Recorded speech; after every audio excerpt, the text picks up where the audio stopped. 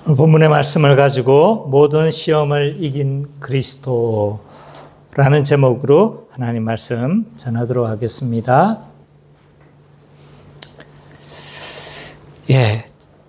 지난주 우리는 세례 요한이 메시아의 길을 예비하는 자로서의 이런 역할을 감당한다는 것을 우리가 살펴봤습니다.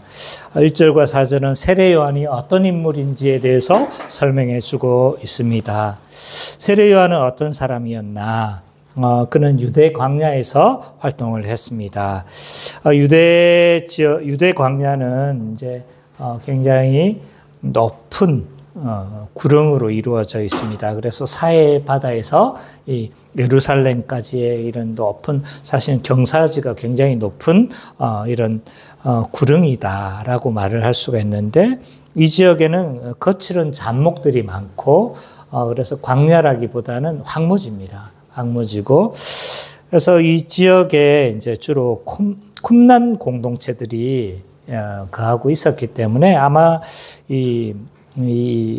그 세례 요한은 쿰난 공동체가 있었던 에센파라고도 하는데 에센파가 아닐까 이렇게 추정되어집니다.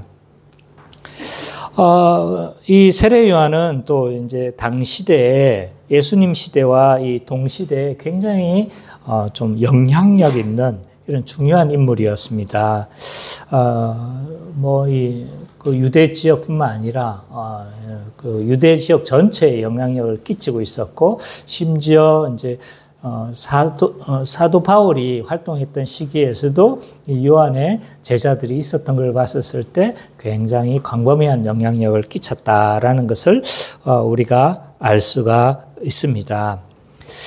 그러면 이런 세례 요한과 메시아이신 예수님과 어떤 관계가 있기에 이제 여기 이 세례 요한을 소개하고 있는가라고 했었을 때, 이제 이 세례 요한을 물어보는 거예요. 구약의 성취로 보고 또 예수 그리스도의 길을, 메시아의 길을 예비하는 오리라 한 엘리야, 또 외치는 광야의 소리로 아마 이해를 했던 것 같습니다.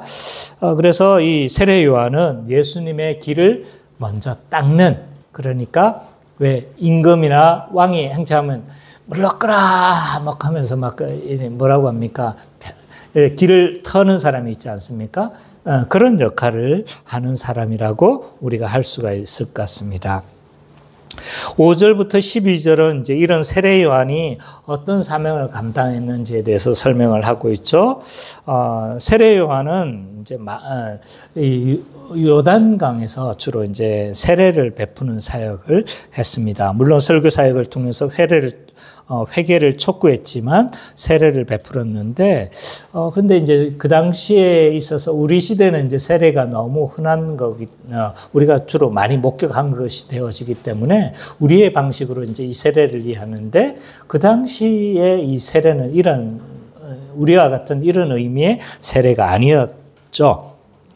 이방인들이 유대교로 입교할 때 거치는 일종의 정결례입니다. 그래서 어떻게 보면 좀 부정한 몸을 좀 씻어내는 이런 의미로서 이런 정결례로서의 역할을 했었습니다.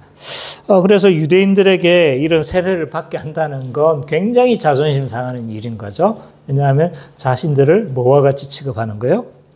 이방인과 같이 취급하니까, 그 당시 이방인을 굉장히 유대인들을 멸시하고 있었는데 이방인 취급하니까, 그것도 같은 유대인이, 그러니까 굉장히 거부감이 들었을 것이고 반감이 생겼을 것임에도 불구하고 유대인들은 기꺼이 나오고 있는 거죠. 그래서 세례 요한에게 세례를 받고 있다는 거예요. 그럼 뭘 말해주느냐? 세례 요한에게 거는 기대가 큰 거예요. 왜냐하면 이 세례 요한은 오리라 한 엘리야로 다 받던 거예요. 그래서 이 오리라 한 엘리야가 세례 요한이라면 곧 누가 등장한다는 거예요? 뒤에 메시아가 오고, 그 메시아가 하나님 나라를 가지고 올 것에 대한 기대를 가지고 있었던 거죠. 그래서 이제 이들은 기꺼이 자존심을 접고 세례 요한에게 뭘 하냐면 이제 세례를 받고 있다는 것을 알 수가 있습니다. 그런데 또 다른 무리들을 소개를 하고 있어요. 이제 그 무리들은 누구냐면 바리새인과 사두개인들이다. 이들이 어떤 태도를 취했는지 본문에는 자세하게 언급이 없습니다. 그럼에도 불구하고 이들은 이제 아마 세례 요한을 시험하고 세례 요한이 어떤 예수님이 한참 사역하실 때도 바리새인과 사두개인들이 예수님을 막 대적하고 예수님을 조사하러 예루살렘에서 보내거든요. 아마 그런 역할을 하지 않았을까 보여집니다. 그래서 이제 세례 요한을 조사하고 좀 어떤 면에서는 대적하고 또 반대하는 이런 세력으로서 아마 이들이 오지 않았을까 생각되어집니다. 왜냐하면 이제 이들을 마태는 따로 구분하고 있다는 거예요. 다른 무리로서 바리새인과 사두개인들이 나왔다라고 언급을 하면서 이들을 따로 언급하고 있고 또 그들의 그 뒤에 문장을 보면 이들에 대한 책망, 독사의 자식들아라고 언급하는 걸 봤었을 때 이들은 아마 세례 요한을 대적하고 반대하러 온 세력이었음을 알 수가 있습니다. 그래서 이들을 독사의 자식들아라고 칭함으로 그들이 뱀의 후손이 하나님의 아들들이 아닌 뱀의 후손으로 여기고 있음을 알 수가 있습니다. 그리고 나서 세례 요한은 이제 자신은 물로 세례를 베풀지만 뒤에 오시는 이는 성령으로 세례를 베푸실 것이다 라고 그렇게 말씀을 하고 있습니다. 그래서 1절과 12절에서는 이제 핵심 내용은 이건 거죠. 하나님은 예언된 엘리야를 보내어 완악한 유대인들에게 회개를 촉구함으로 메시아의 길을 준비하게 하신다. 그래서 3장과 4장은 뭐였습니까? 하나님 나라의 사역의 준비였죠. 그죠? 그래서 3장 초반부는 이제 세례 요한의 그 메시아의 길의 준비가죠. 그리고 이제 오늘은 3장 13절부터 4장 11절까지인 거예요. 예수님께서 자신의 사역을 어떻게 준비하고 있는지가 잘 드러나고 있다고 할 수가 있습니다. 13절과 17절을 우리가 먼저 좀 살펴보면요. 이 부분에서는 뭘 강조하고 있냐면 예수 그리스도께서는 두 번째 아담으로서 인간을 대표하신다는 사실을 보여주고 있습니다. 이 두 번째 아담 이런 용어들이 어쩌면 익숙하지 않을 수가 있습니다. 그러나 이제 이건 로마서에서도 언급하고 있고 아담 역사 가운데 있었던 첫 인류 아담을 첫째 아담이라고 하고 예수님을 둘째 아담이라고 칭합니다. 그게 이제 로마서에서 나와 있거든요. 그래서 이 신학적인 전제가 좀 있어야 되지만 그럼에도 불구하고 좀 잘 들어주시고 나중에 좀 이해가 되지 않는다 할지라도 좀 나중에 배우면 우리가 충분히 이해할 수 있는 부분입니다. 어쨌든 예수 그리스도께서 두 번째 아담으로서 인간을 대표한다는 사실을 잘 보여주고 있습니다. 13절과 17절을 우리 선미자매가 한번 읽어주시기 바랍니다. 이때 예수께서 갈릴리로부터 요단강에 이르러 요한에게 세례를 받으려 하시니 요한이 말려 이르되 내가 당신에게서 세례를 받아야 할 터인데 당신은 내게로 오시나이까. 예수께서 대답하여 이르시되 이제 허락하라. 우리가 이와 같이 하여 모든 의를 이루는 것이 합당하니라 하시니 이에 요한이 허락하는지라. 예수께서 세례를 받으시고 곧 물에서 올라오실때 하늘이 열리고 하나님의 성령이 비둘기 같이 내려 자기 위에 임하심을 보시더니 하늘로부터 소리가 있어 말씀하시되 이는 내 사랑하는 아들이요 내 기뻐하는 자라 하시니라. 이 마태는 세례 요한의 이 활동 중에 마지막 뒤에도 물론 좀 보이긴 하지만 마지막 활동을 좀 보여주고 있는데 마지막 이 부분을 세례 요한이 하는 이 행동들을 우리는 유의해서 주목해야 합니다. 이것은 이제 뭐냐 하면 예수님이 누구에게 세례를 받으려고 하는 거예요? 세례 요한에게 지금 세례를 받으려고 한다는 거예요. 그럼 이 부분을 우리는 단순하게 그냥 읽어 넘어가서는 안 됩니다. 왜냐하면 예수 그리스도께서 세례를 받으려 하시니라고 언급하고 있어요. 예수님이 반드시 이 행동이 필요했다는 거예요. 근데 좀 우리는 잘 이해가 안 되는 거죠. 세례 요한이 언급했던 것처럼 누가 세례를 지금 줘야 되는가? 누가 본류입니까? 누가 본질입니까? 예수님이 본질이고 세례 요한은 그 앞 길을 그냥 예비하는 자로서 길 터는 사람이다라고 뭐 할 수 있는 정도인데 길 터는 사람이 누구에게 지금 세례를 주는 거예요? 예수님에게 세례를 주려고 하는 이 행동은 사실은 굉장히 이해가 되지 않는 행동입니다. 우리가 아무 생각 없이 읽으면 그냥 받으셨구나 이렇게 생각할 수 있지만 그런데 예수님은 의도적으로 세례를 받으려 하시니라는 언급들을 통해서 봤었을 때 예수님의 이런 행동은 구속 역사 가운데, 구속 사역 가운데 굉장히 필수적이고 꼭 필요했던 행동이었음을 우리는 알 수가 있습니다. 그럼 우리는 이제 여기서 질문을 할 수 있는 거죠. 그럼 왜 예수님은 세례 요한에게 굳이 세례를 받으시려고 하는 것일까? 이런 질문에 우리는 봉착할 수밖에 없습니다. 예수님의 결론적으로 말하면요, 예수님은 이 세례를 받으심으로 말미암아 뭘로 지금 어떤 의도를 가지고 있는 것이냐 하면 그가 뭐와 같이 되려고 하시는 거예요? 인간으로 오셨음을 선언하시는 것이고 인간과 동일시하는 사건이다 로 이해를 해야 합니다. 앞에서도 우리가 살펴봤지만 세례는 어떤 거였어요? 그 당시의 의미로는 이방인들이 유대계로 입교하는 의식이 세례였습니다. 그래서 예수님이 이 세례를 받으심으로 말미암아 예수님 자신이 하나님의 백성들 가운데 한 명으로 자기를 제시를 하는 거예요. 예수님은 죄인이 아니죠. 그럼에도 불구하고 세례 요한의 세례에 참여함으로 죄인들과 동일시하는 사건이다 로 우리는 이해를 해야 합니다.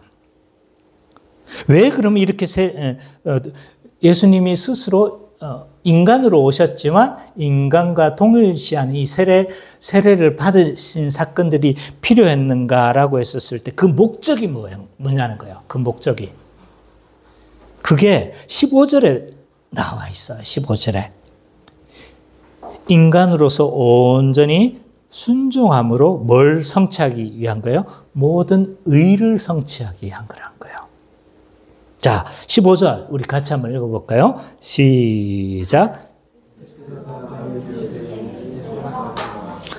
이와 같이 하여 모든 의를 이루는 것이 합당하니라 하시니 이에 요한이 허락하는지라. 요한이 설득당했습니까? 설득당하지 않았습니까? 설득당한 거예요. 이유가 있었다는 거예요. 뭐냐면 내가 이렇게 세례를 받아서 모든 의를 이루는 것이 합당하다. 내가 인간으로 동일시 되어져서 인간으로서 모든 시험을 받고 인간으로서 모든 시험을 받아서 뭐 하겠다는 거예요? 모든 의를 이루시겠다는 거예요. 예수님이 오신 목적은요, 하나님의 뜻을 뭐 하시는 거예요? 온전히 순종하시는 거예요. 근데 그 하나님의 뜻이 뭘까요? 요한복음에서 하나님의 뜻을 이루려 하려 이 땅에 오셨다고 하셨는데 그 하나님의 뜻이 뭔 거예요? 어디에 맞춰져 있는 겁니까? 그렇죠. 하나님의 뜻으로 말을 할 수 있고 하나님의 뜻에 온전한 순종을 예수 그리스도께서 하신 건데 그 하나님의 뜻은 가장 본질적인 건 뭐냐면 예수 그리스도께서 십자가의 죽으심으로 말미암아 인류의 모든 죄를 사하는 거예요. 그래서 이 하나님 십자가를 성취하시기 위해 십자가를 통해서 죄의 모든 형벌과 이 모든 것들을 짊어지기 위해서 오신 것인데 그래서 이런 자신의 목적을 여러 곳에서 드러내세요. 요한복음에서는 어떤 언어로 드러내냐 하면 내 때가 이르지 아니하였나이다. 내 때가 아직 이르지 않았다. 내 때로 자꾸 표현하는 거예요. 근데 나중에 보니까 예수님이 겟세마네에서 기도하시다가 때가 이르렀다라고 하시면서 어디로 가시냐 하면 십자가의 길로 걸어가시죠. 그죠? 그때는 십자가였음을 드러내는 거예요. 마태복음에서는 이 언어를 뭘로 표현하냐면 비로소라는 용어로 표현해요. 네. 그래서 비로소 마태복음 16장에 보면 마태복음에 크게 두 번 사용하세요. 비로소 하시면서 이제 사역에 나서야 공생의 사역을 시작하실 때 비로소라는 용어를 사용하시고 그 다음에 16장에 비로소라는 용어가 있는데 이때 그에 봐보면 이제 베드로가 신앙 고백하고 난 이후에 비로소 이제 자신이 죽을 것과 사람들에서 잡혀 죽을 것과 부활하실 것에 대해서 비로소 가르치시니라 라고 말씀하고 계시는 거예요. 그럼 그의 목적이 뭐였다는 거예요? 십자가였다는 걸 드러내고 있는 거예요. 그래서 여러 용어로 이렇게 드러내고 있지만 어쨌든 예수 그리스도께서 하나님의 뜻을 성취하러 오신 건데 그 하나님의 뜻은 십자가를 통해서 죄를 사하는 것이다 라고 말을 할 수 있어요. 근데 이렇게만 말하면 충분하지 않습니다. 또 하나가 있는데 그건 뭐냐면 하나님의 모든 뜻, 율법을 온전히 성취하시는 거예요. 그래서 기독교 강요에는 이걸 이렇게 표현하고 있어요. 기독교 강요에서는 그리스도께서 하나님의 모든 뜻을 온전히 순종하셨다라고 표현을 하고 있지만 그의 제자 베자는 이걸 두 가지로 표현합니다. 하나는 뭐냐면 능동적 순종, 수동적 순종이라고 표현합니다. 나중에 검색해 보세요. 이게 나올 거예요. 생소한 분이 있다는 걸 알기 때문에 제가 이 설명을 하는 거예요. 능동적 순종, 수동적 순종이라고 합니다. 그래서 이 수동적 순종은 뭐냐면 예수 그리스도께서 십자가에 죽으시고 형벌 대속적 죽음을 죽으신 것을 수동적 순종이라고 하고 능동적 순종은 예수 그리스도께서 모든 율법을 지켜 행하셔서 모든 의를 성취하신 것. 그래서 죄가 없으신 이 일들을 능동적 순종이라고 합니다. 그래서 지금 예수 그리스도께서 인간의 몸으로 오시고 모든 의를 성취하신다는 건 지금 뭐와 연관해서 말을 할 수 있는 거예요? 능동적 순종과 연관해서 설명할 수 있다는 거죠. 그래서 사람이 되셔서 모든 율법을 순종해야 되는데 하나님의 몸으로 하면 이거 아닌 거잖아요. 그죠? 사람으로서 온전히 뭐 하시는 거예요? 지금 모든 율법을 성취하시겠다는 거예요. 그때 나타나는 현상이 있습니다. 16절과 17절에 보면 예수님의 세례 이후에 어떤 현상이 나타납니까? 하늘로부터 성령이 임하시고 하늘로부터 이는 내 사랑하는 아들이요 내 기뻐하는 자니라 라고 하면서 하늘로부터 음성이 나는 것을 볼 수가 있습니다. 이때 이 세례를 받으실 때 나타난 이 현상의 의미는 무엇일까요? 성령이 임하시고 물론 이제 지금 삼위 하나님이 함께 계시는 거죠. 예수 그리스도께서는 세례를 받으시면서 성령이 임하시고 하나님의 음성이 임하시는 걸 삼위 하나님이 지금 동일하게 이 구원사의 역사 가운데 함께 하신다는 걸 볼 수가 있죠. 그렇지만 이것의 영적인 의미는 뭘까요 도대체? 왜 성령께서 임하시고 하늘로부터 음성이 있는 겁니까? 예.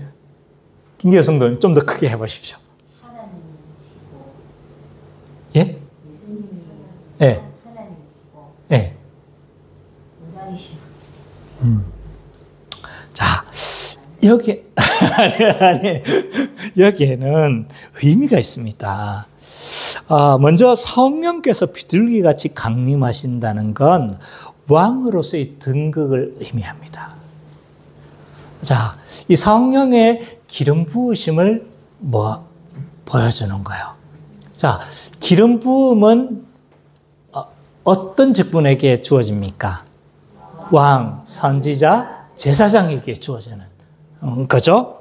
그래서 이 성령의 기름 부으심으로 말미암아 이 성령이 그 위에 임하셨다는 건 예수 그리스도께서 성령으로 기름 부음을 받으시고 이 기름 부음을 통해서 왕의 대관식으로 이해를 하면 좋을 것 같아요. 물론 이걸 다르게 해석하시는 분도 있습니다. 이걸 다르게 해석하는 분도 있지만 저는 그렇게 봅니다.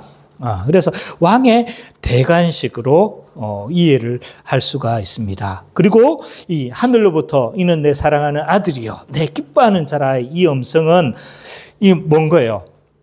이런 하나님의 아들로서 구원 사역을 이루신다는 걸 누가 지금 승인하고 있는 거예요? 하나님께서 이것을 승인하고 추인하는 것으로 이해를 할 수가 있습니다. 그래서 이 3장 후반 전체는요, 예수 그리스도가 세례를 받으심으로 참된 인간으로 동일시하고 있으시면서 그 목적은 뭐냐? 의를 성취하려고 하는 건데, 근데 그분이 성령이 하늘로부터 딱 임하시는 거예요. 이건 왕의 대관식이라고 했어요. 왕은 누구를 대표합니까? 왕은 이제 이 다윗 언약에 근거하는 것이지만 왕은 모든 누구를 백성을 대표하는 거죠. 그래서 예수 그리스도는 뭘로? 조금 이게 신학적 전제가 없으시면 조금 어렵겠다는 생각은 좀 들어요. 나중에 좀 더 자세하게 설명해 드리겠습니다. 그래서 이 둘째 아담으로서 왕으로서 세워져서 모든 인간을 대표하시고 의를 성취하시기 위해서 오셨다는 것을 알 수가 있습니다. 그래서 첫 번째 제가 뭐라고 했습니까? 예수께서 이 두 번째 아담으로서 인간을 대표한다는 사실을 보여주고 있다고 제가 이야기를 했지 않습니까? 그래서 이 본문 안에서는 인간으로 오셨는데 그 인간의 대표로서 둘째 아담으로 오셨다는 것들을 이 본문에서는 보여주고 있는 거예요. 그리고 나서 4장 1절과 11절은 마귀로부터 시험을 받는 사건이 등장합니다. 우리 혜원 자매가 읽으시겠습니까? 예. 그때 예수께서 성령에게 이끌려 마귀에게 시험을 받으러 강가로 가사 40일을 밤낮으로 금식하신 후에 죽이시니라.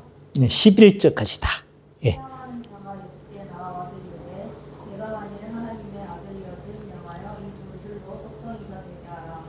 예수께서 대답하여 이르시되 기록되었으되 사람이 떡으로만 살 것이 아니요 하나님의 입으로부터 나오는 모든 말씀으로 살 것이나 하였느니라 하시니 이에 마귀가 예수를 거룩한 성으로 데려다가 성전 꼭대기에 세우고 이르되 내가 만일 하나님의 아들이거든 뛰어내리라 기록되었으되 그가 너를 위하여 그의 사사들을 명하시리니 그들이 손으로 너를 받들어 가리고에 부딪히지 않게 하리로라 하였느니라.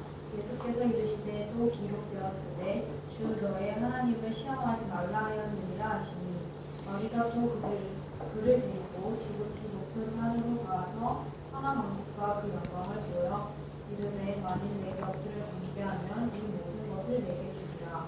이에 예수께서 말씀하시되 사탄아 물러가라. 기록되었을 때 주 너의 하나님께 경배하고 다만 그를 섬기라 하였느니라.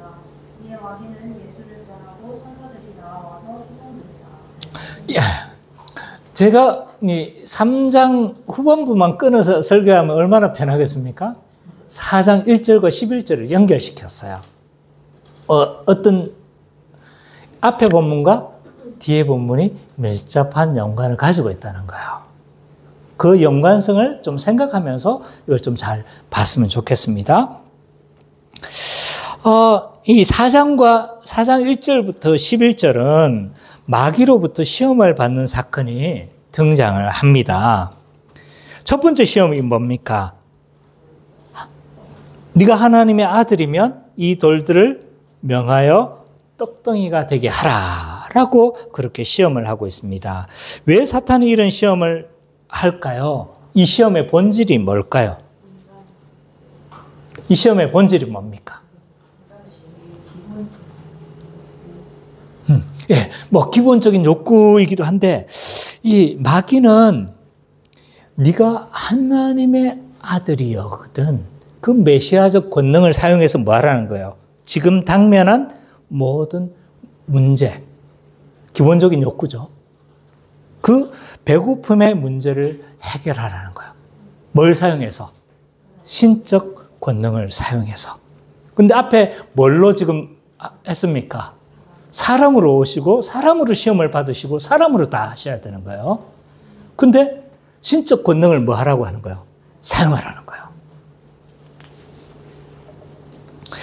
이러한 시험 안에 이 사탄이 숨겨진 계략은 무엇인가라고 했었을 때 그리스도의 메시아직을 감당하지 못하게 하려는 계략이 그 가운데 숨어 있습니다. 왜냐하면 예수님은 사람이 되어서 사람으로 모든 시험을 받으셔야 했는데 사람으로 모든 율법의 의를 성취하시고 사람으로서 십자가를 지으셔야 되는데 그래서 이 모든 죄의 형벌을 다 감당하셔야 되는데 신성을 사용하면 뭐가 되는 겁니까? 이 성육신을 부정하게 되는 겁니다. 그의 의의 성취 또 그의 십자가의 죄사함의 성취들은 다 가짜가 되어지는 겁니다. 아프지도 않은데 십자가에서 아픈 척하게 된 것이고 시험도 당하지도 않았으면서 시험을 당한 척하게 되는 것이고 그렇게 되어지는 거죠. 그래서 이 신성을 사용하면 이 모든 성육신을 통해서 이루려고 했던 모든 예수님의 구원 사역이 다 방해를 받고 무용지물이 되는 그러한 것이 되고 맙니다.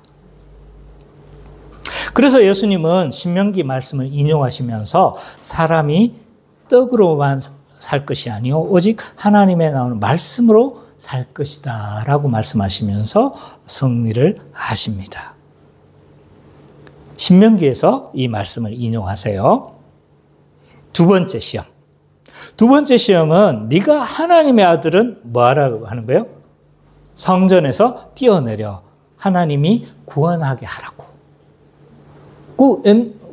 그러면서 시편의 구절을 사단이 인용을 하는 거예요. 시편에 보면 천사가 보호할 것이라고 하지 않았느냐? 너도 보호해 줄 것이지 않느냐? 하나님의 아들이거든. 그래서 하나님을 시험해 보라고 그렇게 이야기를 하고 있습니다. 이것 또한 어떤 맥락과 같은 거예요? 앞에 맥락과 같은 시험이라고 할 수가 있습니다.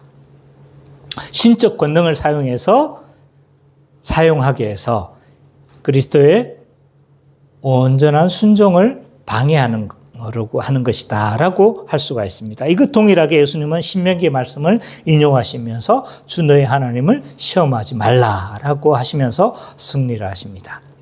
세 번째 시험은 뭡니까? 높은 곳으로 올라가서 세상 영광을 보여줍니다. 그리고 자신에게 경배하면 이 모든 것을 너에게 줄 것이다 라고 말씀하시는 거예요. 이건 사탄의 의도가 뭘까요? 예수 그리스도께서 누구의 길을 걸어가게 하라고 하는 거예요? 하나님의 길을 걸어가도록 하게 하는 것이 아니라 누구의 길? 사람의 길. 죄의 길을 갈 것을 가도록 요구하는 것이고 유혹하는 것이다 라고 할 수가 있습니다. 이 세상 모든 사람들이 기대하는 것은 뭐냐 하면 하나님이 왜 이 세상의 길을 탐하는 거예요. 재물을 취하고 권력을 취하고 세상 모든 힘을 다 취해서 가려고 하는 것이 사람의 길인데 예수님 보고 어떤 길을 가라고 하는 거예요? 이 사람의 길을 가라고 말하고 있는 겁니다. 그래서 이 예수님이 사람의 길을 걸어가게 함으로 그리스도께서 의의 성취를 뭐 하는 거예요? 방해하는 것이다 라고 할 수가 있습니다. 여기에서도 예수님은 신명기 말씀을 인용하세요. 주 너의 하나님만 섬기라. 자, 저는 3장 13절부터 후반부부터 4장 1절과 11절을 서로 연결을 했습니다. 앞의 사건과 밀접한 연관이 있다고 했습니다. 눈치 빠르신 분은 이제 조금 이해를 했을 겁니다. 앞뒤 문장은요, 서로 밀접한 연관을 가지고 있습니다. 그걸 어떻게 알 수가 있느냐? 그때라는 접속사로 4장 첫 부분이 시작되어집니다.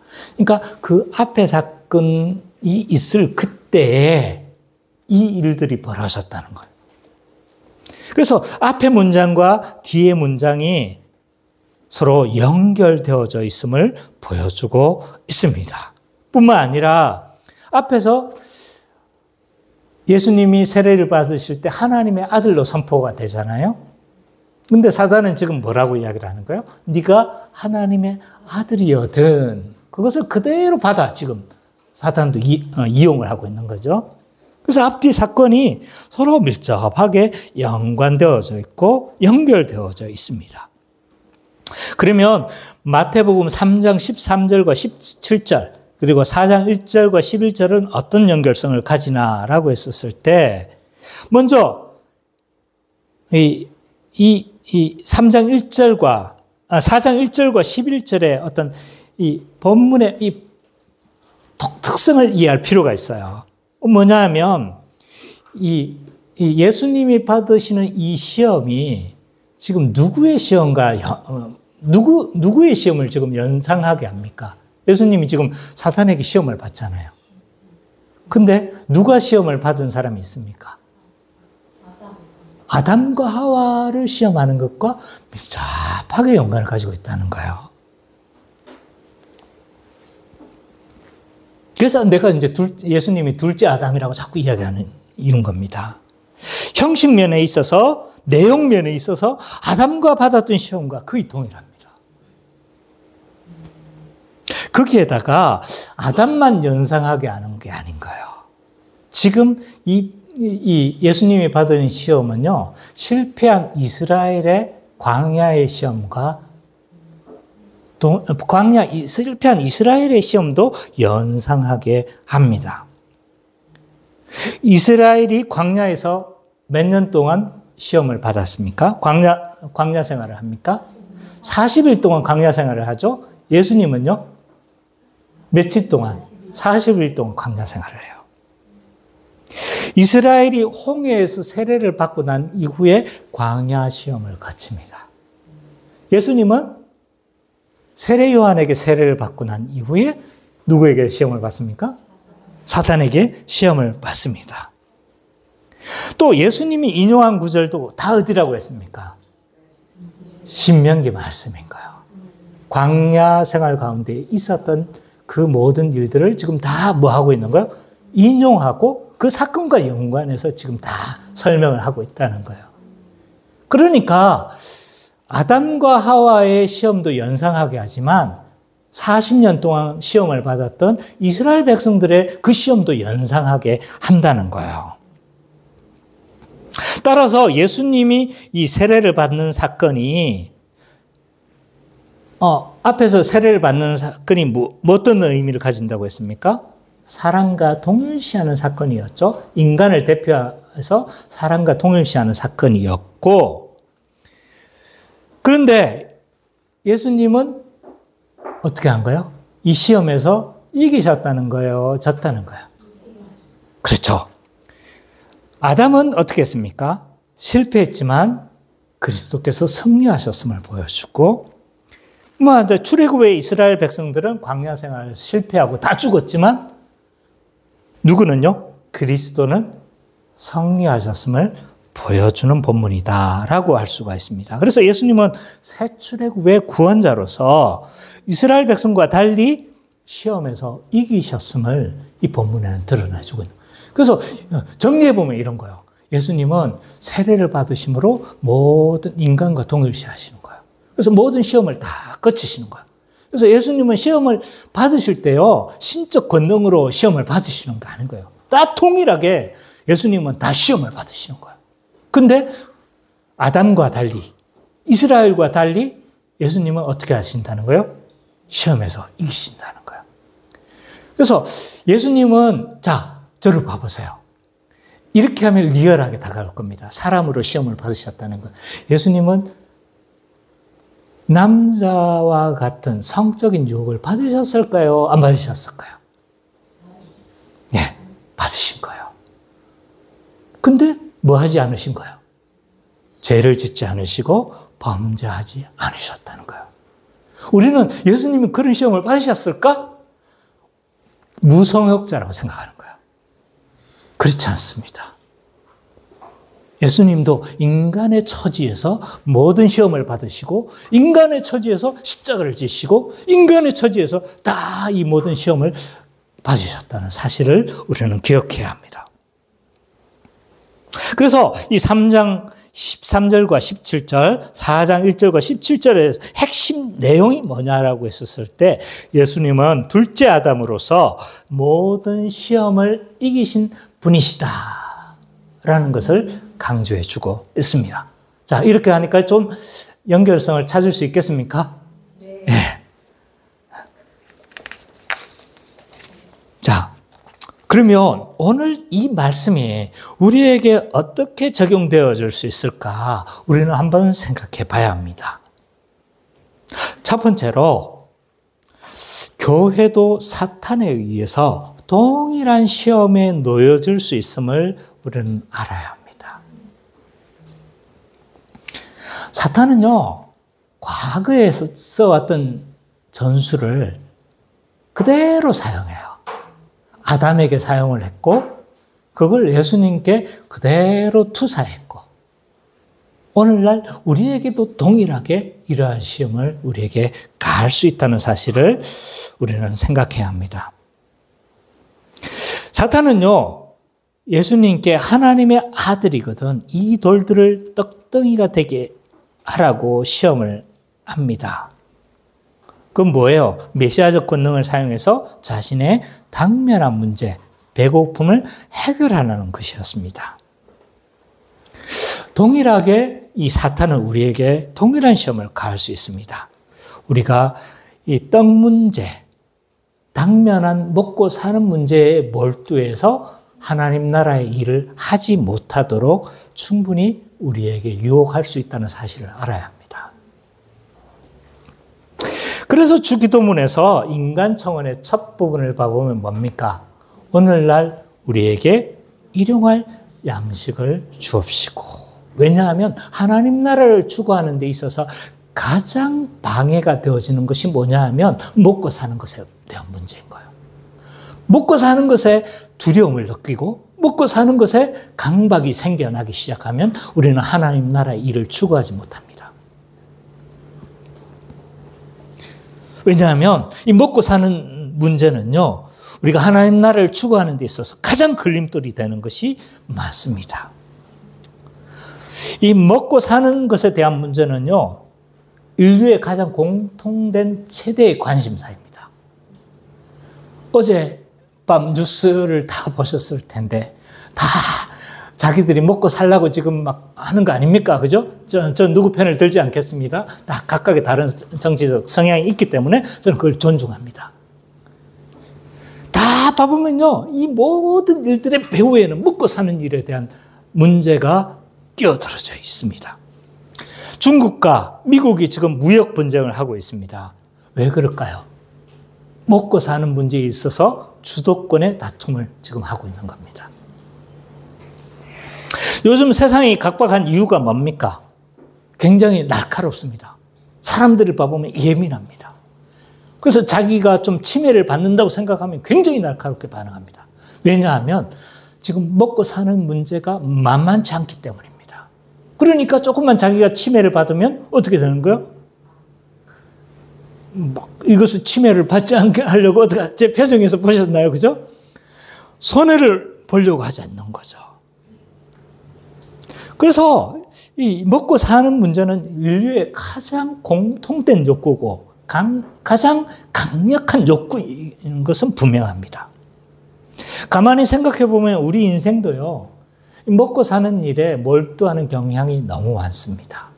어떻게 보면 제가 이런 이야기를 많이 했어요. 우리 인생은 보면 화장실 한 개에서 2개짜리로 늘리는데 우리의 모든 인생을 사용하고 있습니다. 우리가 전세를 살 때 아무것도 없을 때는 전세라도 살면 좋겠다라고 해서 막 해가지고 전세에 들어갔어요. 근데 전세를 살고 나니까 너무 불안해. 왜냐하면 언제 사기를 당할지 몰라. 요즘 전세 사기가 얼마나 많습니까? 사기를 당한 내 집이라도 있었으면. 내 집을 사고 나니까 애가 생기네? 애가 생기는 거야. 그러니까 애가 하나는 괜찮은데 둘이 생기고 나니까, 나 들어가야 돼. 화장실 한 개로는 부족하다는 사실을 깨닫게 되는 거예요. 우리는 한 개입니다. 그러니까 2개가 있는 집이 이제 좋은 거예요. 근데 2개를 얻을 쯤 우리는 뭐가 되냐면 우리 인생이 거의 다 했다는 사실을 깨닫게 되어집니다. 사실은 우리 인생을 봐보면요, 아무 생각이 없으면 화장실 한 개를 가지고 있다가 2개를 늘리는데 우리의 모든 인생을 다 소진하고 소비를 합니다. 그런 거 보면 참 삶의 목적이 허무하죠, 그죠? 이처럼 먹고 사는 문제는 우리에게 있어서 굉장히 중요한 문제입니다. 그러나 이 먹고 사는 것에 대한 두려움으로 양식에 대한 두려움에 우리가 휩싸이다 보면 우리는 하나님 나라를 구하며 살지 못합니다. 사탄은 이런 문제가, 먹고 사는 문제가 너무 크다는 것을 알기 때문에 뭘로 유혹하는 겁니까? 먹고 사는 문제로 우리를 유혹합니다. 그러나 예수님은 사탄에게 뭐라고 말씀하십니까? 사람이 떡으로만 살 것이 아니요 하나님의 말씀으로 산다고 그렇게 말씀하시면서 신명기 8장 3절의 말씀을 인용하십니다. 근데 이거 구약적 배경이 뭐냐 하면 이겁니다. 출애굽한 이스라엘 백성들이 어떻게 하는 거예요? 생존할 수가 없는 거예요. 광야에서. 광야에서 농사 지을 수 있습니까? 광야에서 물고기 잡을 수 있습니까? 광야에서 막 목축을 할 수 있습니까? 안 되는 거예요. 그러면 이 광야에서 40년 동안에 살았는데 어떻게 해야 되는 거예요? 하나님이 공급하시지 않으면 살아날 길이 없는 거예요. 그래서 하나님의 이 제공하심을 날마다 뭐 하면서 살아야 했습니까? 신뢰하면서 살아야 됐어요. 이 신뢰를 하기 위해서 매일매일 주신 것이 뭐냐 하면 만나인 거예요. 만나를 주시면서 하나님이 일용할 양식들을 주시는 것들을 날마다 경험하고 그것을 신뢰하면서 살아야만 했습니다. 근데 하나님이 이 모든 안녕과 안식을 주시는 분이신데, 근데 이스라엘 백성들은 어떻게 했습니까? 이스라엘 백성들은 이걸 신뢰하지 못한 거예요. 그러면서 이 신명기에서는 이 일들을 기억하면서 사람이 떡으로만 살 것 아니요. 이 모세가 이스라엘 백성들에게 설명하고 있는 거예요. 만나 사건을 언급하면서 우리에게도 동일한 교훈을 우리에게 주는 거죠. 사람이 떡으로만 사는 것이 아닙니다. 하나님의 말씀으로 사는 것이고 하나님의 통치가 우리에게 복이 된다는 사실을 우리는 알아야 합니다. 그래서 주기도문도요, 오늘날 우리에게 일용할 양식을 달라고 기도하고 있는 겁니다. 한 달의 양식을 간구합니까? 하루치의 양식을 간구하고 있습니까? 그러니까 하루치의 양식을 구하는 거예요. 매일매일 하나님의 공급하심을 기대하면서 그 공급하심을 믿고 우리는 살아가야 되는 거죠. 근데 우리는 어떡합니까? 축적하려고 해요. 축적. 물론 저축하지 말고 뭐 집도 사지 말라는 말이 아닌 거 아시죠? 제 맥락을 바를 거예요. 우리는 미래를 대비하면서 준비도 해야 돼요. 그러나 이 미래에 대한 두려움 때문에 하나님 나라의 일을 하지 못하고 계속 축적하는 것을 축적을 해서 나의 안식이 나에게 달려있다고 생각을 하고 내가 준비하는 것은 잘못되어졌다는 거예요. 하나님이 공급하심을 믿고 일용할 양식을 구하면서 우리는 살아가야 되는 거죠. 이것을 지금 이야기하고 있습니다. 사탄은 두 번째 시험을 하고 있어요. 그게 뭐예요? 이 하나님의 신실하심을 의심하게 해서 하나님을 시험하도록 유혹을 합니다. 사탄은 아담과 하와에게도 하나님의 신실하심을 의심해 하나님을 시험하도록 했습니다. 사탄이 뭐라고 유혹합니까? 아담과 하와에게 참으로 모든 동산 중앙에 있는 모든 실과를 먹지 말라고 하시더냐라고 하는 거예요. 근데 이 말 안에는 뭐가 있는 거예요? 모든이라는 용어가 있어요. 참으로라는 용어가 있어요. 이 말의 의미는 뭡니까? 동산 중앙에 뭐만 먹지 말라고 한 거예요? 선악과만 먹지 말라고 했는데 모든 실과를 먹지 말라고 하시더냐 하면서 하나님을 마치 억압하게 하고 인간을 억압하고 하고 통제하는 하나님으로 인식하게끔 만들었습니다. 그러니까 여기에 대해서 아담과 하와는, 특히 하와는 뭐라고 대답을 합니까? 죽을까 하노라 라고 대답하는 거예요. 죽는다고 했는데 죽을 수도 있다라고 이야기를 하는 거예요. 이 말은 사단의 계략이 지금 성공했다는 거예요. 성공하지 못했다는 거예요. 이미 하나님의 신실하심을 의심하고 있는 거예요. 그래서 선악과를 따먹죠. 오늘날 신자들의 삶에 있어서도 하나님의 신실하심을 의심해서 하나님을 시험하게 만듭니다. 이때 예수님은요, 주 너의 하나님을 시험하지 말라라는 신명기 말씀을 인용하세요. 근데 이 말씀의 배경을 어떤 배경에서 이야기를 하시는지 우리는 살펴볼 필요가 있습니다. 이 말씀의 배경은요, 17장, 출애굽기 17장이에요. 이 17장을 봐보면 느비딤이라는 곳에서 머리바에서 하나님을 시험합니다. 뭐 때문에 시험하냐면 물이 없는 거예요, 물이. 그 앞에 사건이 바로 메추라기와 만나로 하나님 먹이시는 걸 목격했어요. 바로 앞에 16장에서 이 메추라기와 만나로 먹이시는 걸 경험했거든요. 근데 느비딤에 이르러서 뭐가 없는 거예요? 물이 없으니까 그 이전에는 물이 없어가지고 그 이전에도 물이 없어서 원망을 했거든요. 근데 그 어디로 물을 달게 하고 이 마라에 그 나무를 던져가지고 물을 달게 하고 종려나무 12주 있는 곳으로 인도해서 물을 다 먹게 한 거예요. 다 봤어요. 근데 르비딤에서 이러니까 물이 없어요. 그러니까 또 원망을 해야 되는데 이 원망을 넘어서 이스라엘 백성들은 어디로 가냐면 하나님을 시험하는 단계까지 갑니다. 그 시험이 뭐냐면 하나님이 살아 계시면 물을 내어서 뭐 하게 하라는 거야? 마시게 해라. 하나님이 살아계시다면 물을 마시게 해야 되지 않습니까? 그 말은 없어요. 근데 17장 7절을 보세요. 17장 7절을 보면 뭐라고 되어 있냐면 여호와께서 우리 중에 계신가 아닌가 하며 시험했다고 해요. 그죠? 그러니까 하나님이 계시다면 뭐 했다는 거예요? 계시다라면 물을 내어서 물을 우리에게 마셔야 되게 하지 않습니까? 라고 하면서 하나님의 권능과 능력을 뭐 하는 거예요? 시험하고 있다는 사실을 우리가 알 수가 있습니다.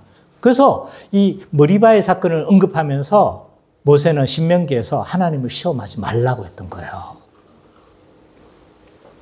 그러면 우리는 어떤가? 가끔씩 우리는 공부할 때를 맞이하면 하나님을 시험하는 경우가 있다는 거예요. 예를 들어서 취직을 해야 될 때가 된 거예요. 근데 1년, 2년이 기다려도 적당한 취직도 안 돼. 내가 하나님을 숨기고 하나님 나라를 구하는데도 취직이 안 돼. 그러면 슬슬 뭐가 올라옵니까? 여 밑에서 올라오는 불만이 막 올라옵니다.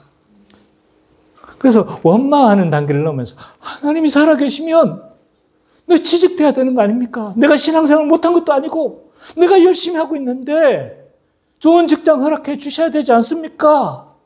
라고 하면서 머리바의 시험과 동일하게 우리는 할 수 있다는 거죠. 이게 딴 문제 아니에요. 결혼할 때가 됐는데 적당한 배우자가 안 나타나네. 그래서 꾹 참고 있다가 하나님이 살아계시다면, 죄송해요. 살아계시다면 뭐 하는 거예요? 하나님이 살아계시다면 좋은 배우자를 지금 순작하게 내 앞에 지금 대령해야 되는 거 아닙니까? 이럴 수 있는 거죠. 이런 원망감이 생길 수 있어요. 또 좋은 대학 가고 싶었는데 막 성적이 잘 안 나오는 거예요. 그럼 내가 가고 싶은 대학에 못 갔어. 이때 하나님이 살아계시다면 내가 저 대학 가야 되지 않습니까? 내가 목사의 아들이고 열심히 해왔는데 누구 지금 이렇게 생각, 아직 결과 안 나왔어요. 그건 나중에 들으세요. 이런 생각할 수 있는 거죠. 이렇게 우리는 하나님의 능력과 신실하심을 의심하면서 하나님이 살아계시다면 취직해야 되지 않습니까? 배우자를 만나게 하셔야 되지 않겠습니까? 원하는 대학 되지 않겠습니까? 라고 하면서 우리는 머리바에서 시험을 했던 것처럼 하나님이 살아계시면 이렇게 해야 된다고, 하나님이 살아계시면 이렇게 해야 된다라고 우리는 주장을 합니다.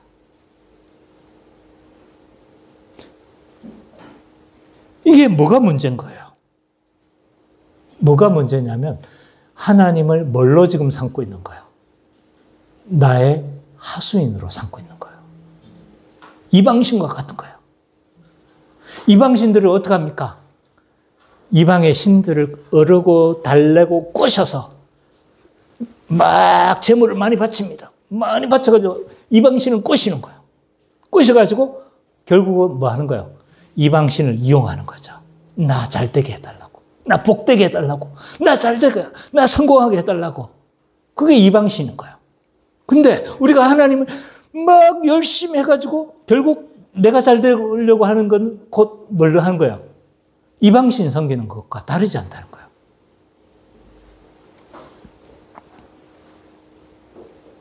하나님을 나의 하수인으로 삼는, 내가 그냥 복을 받는데 하나님을 이용하는 것에 다름없는 이런 불신앙의 모습을 우리는 취할 수 있다는 것을 명심해야 합니다. 우리는 하나님의 신실하심을 의심해서는 안 돼요. 우리가 지금 이 상황이 때로는 공고해 보일지라도 하나님의 신실하심을 우리는 믿고 신뢰하면서 인내하며 기다려야 합니다. 이것이 우리 신앙의 태도입니다. 사탄은 세 번째로 신자에게 세상 사람들이 살아가는 것처럼 살아가라고 유혹할 수도 있어요.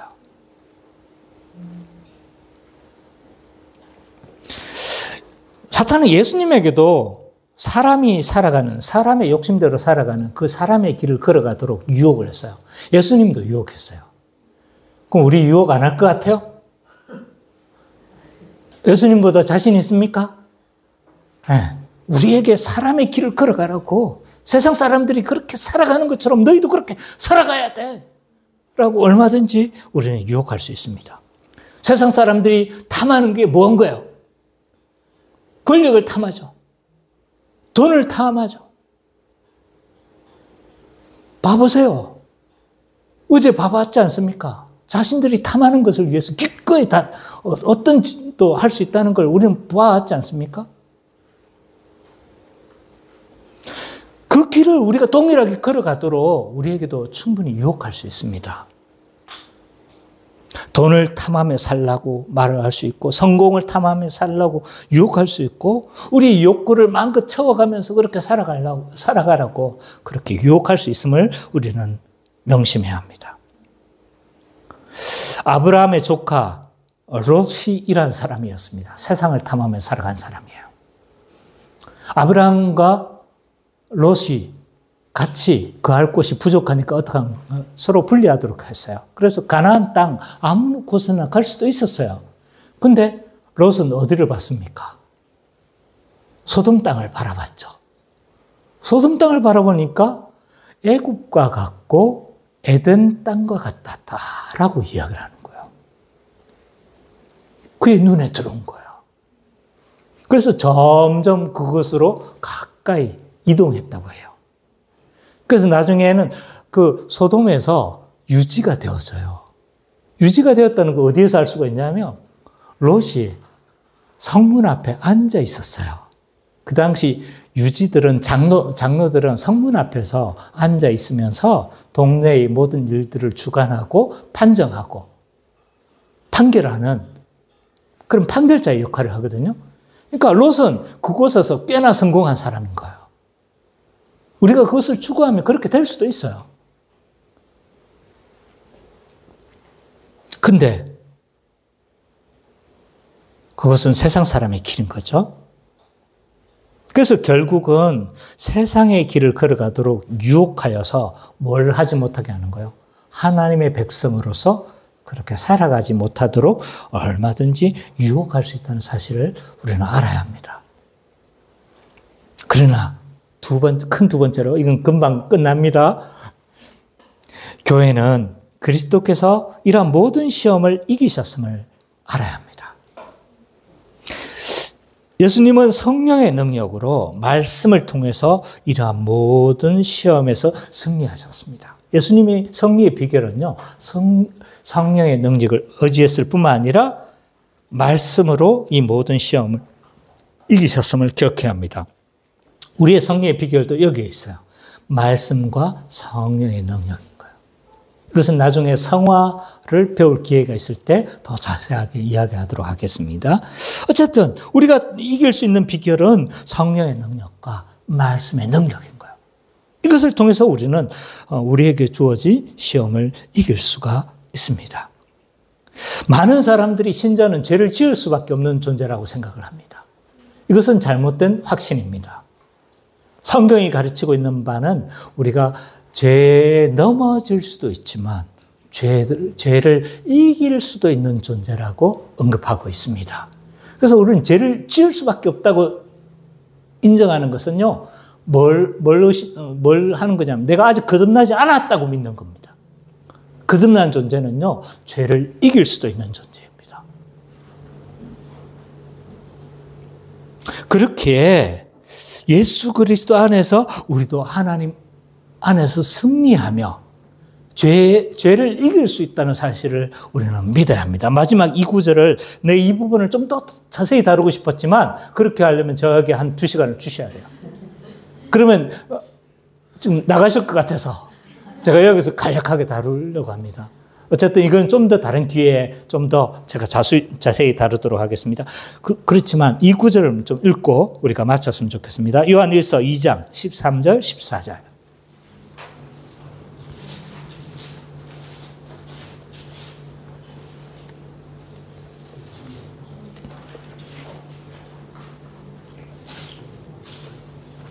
요한일서 2장 13절 14절.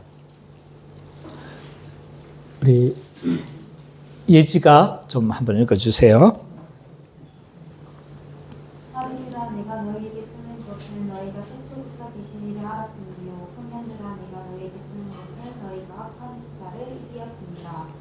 아이들아 내가 너희에게 쓴 것은 너희가 아버지를 알았으므로 아비들아 내가 너희에게 쓴 것은 너희가 태초부터 계신 이를 알았으므로 청년들아 내가 너희에게 쓴 것은 너희가 통하고 하나님의 말씀이 너희 안에 거하시며 너희가 흉악한 자를 이기었습니다. 예. 그래서 태초부터 계신 이는 그리스도인 거예요. 그리고 여기서 말하고 있는 흉악한 자는 사단을 이겼다라고 이야기를 합니다. 누구 안에서? 그리스도 안에서.